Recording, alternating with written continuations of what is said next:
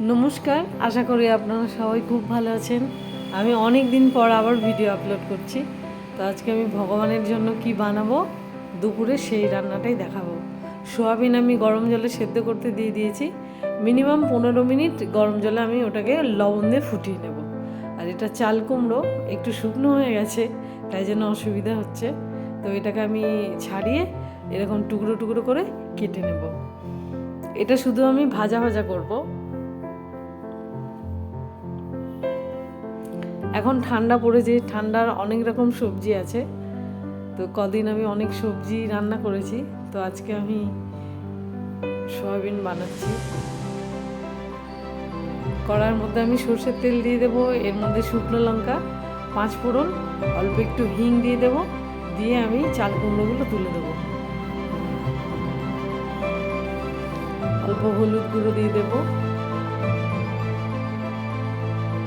একটু হিং দিয়ে দেবো, এটা সেন্ট ভালো লাগবে, কারণ যেহেতু আমি এটা শুধু ভাজা ভাজা খাবো তাই জন্য।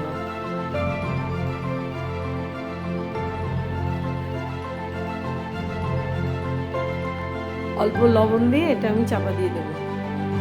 এটাতে আর কিচ্ছু লাগে না, কিন্তু এটা খেতে খুব সুন্দর লাগে। রান্না করার জন্য এতে আর কিছু দিতে হয় না, কিন্তু খেতে খুব ভালো লাগে। এবার এটাকে আমি ঢাকনা দিয়ে দেবো। মিনিমাম 10 মিনিটের মতো লাগে এটা রান্না হতে। এটা আমার ভাজা হয়ে গেছে। আর আমি সোয়াবিন আর আলু সেদ্ধ করে অল্প নিয়েছিলাম, তো সেটাকে আমি টুকরো করে কেটে নিয়েছি, নিয়ে আমি এটাকে ভেজে নেব, লাল লাল করে একদম ভেজে নেব। অল্প লবণ দেব,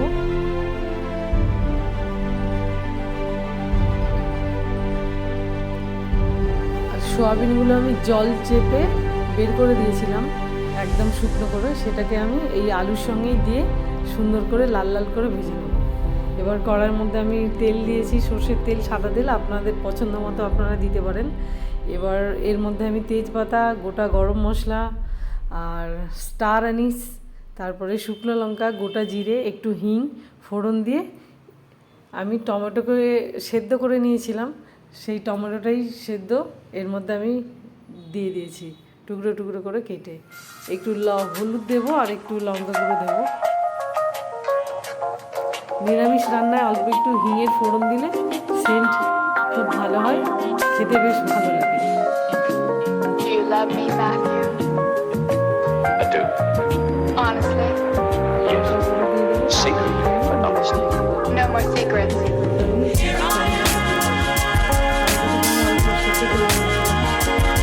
আদা আর কাঁচা লঙ্কা আমি একসঙ্গে বেটে রেখেছি, এই আদা কাঁচা লঙ্কা বাটাটাও এর মধ্যে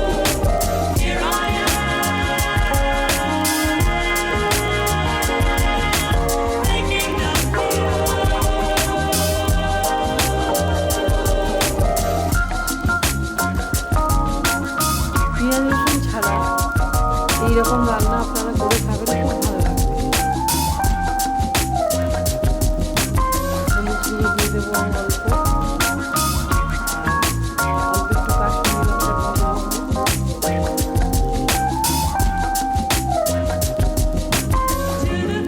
লঙ্কাটা আপনাদের পছন্দ মতো দিতে পারবেন, যে যেরকম ঝাল খাবে সে সেরকম করে। মশলাটা আমি সুন্দর করে কষিয়ে নেব।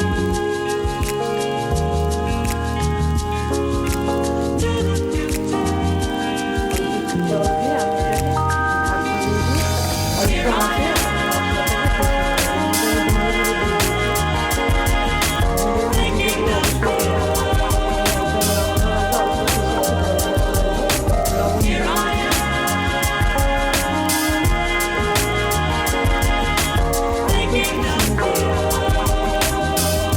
চিনিটা অপশনাল, আপনারা দিতেও পারেন না পারেন।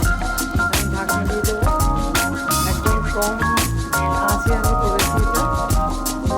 একটু কৌশলী মেথি পাতা দিয়ে দেবো, ড্রাই কৌশলী মেথি, এটা সেন্ট খুব ভালো। আবার আমি ঢাকনা দিয়ে দেবো। আমার পুরো মশলা কষা একদম রেডি, তেল ছেড়ে দিয়েছে। এর মধ্যে আমি ভেজে রাখা আলু আর সয়াবিনটা দিয়ে দেবো।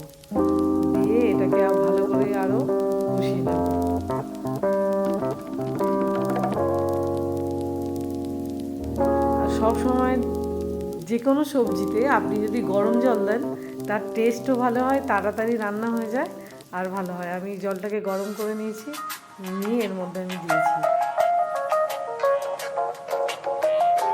এটা খুব একটা আমি রস রাখবো না, হালকা মাখামাখি করবো, কারণ যেহেতু আমি